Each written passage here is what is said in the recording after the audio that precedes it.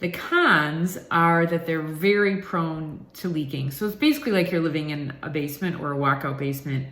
And so you have, the earth is 95 to 99% relative humidity, dirt below the ground. Now on the surface, it might be really dry, but this is true for even desert climates.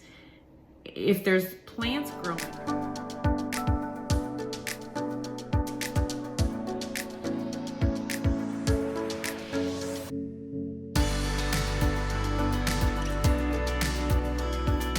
Hello everyone, I'm Cheryl Seco, avoidingmold.com, and I just want to do a quick video to answer a question about what I think about earth homes, or they're basically underground houses. Earth berm dwellings is another name they get called. So there are pros and cons to everything we do, and there are pros and cons to earth sheltered dwellings. So the pros are that they're great protection against things like wind events, especially tornadoes. They can have lots of natural light on one side, at least, or on the side that's exposed. They can also have good views.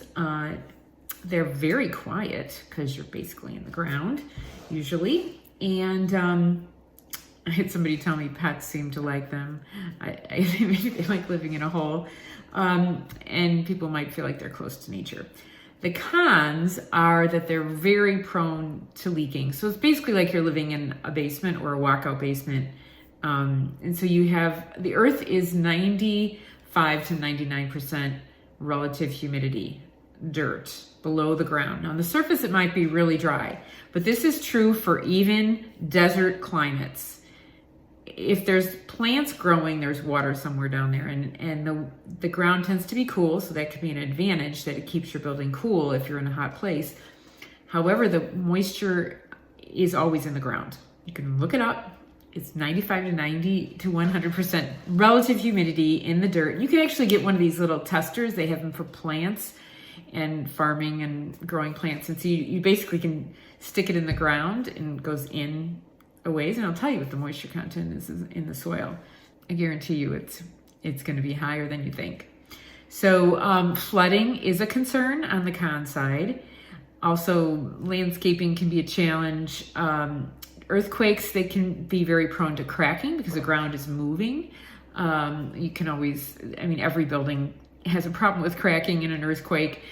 Lighter buildings are less prone, so wood tends to be a good solution because it can move without breaking, bend without breaking.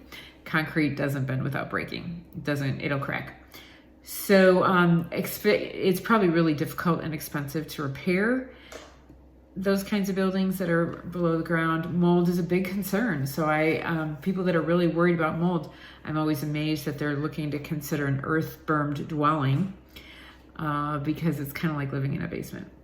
And but I actually I'm a fan of basements. So there's a way to do that.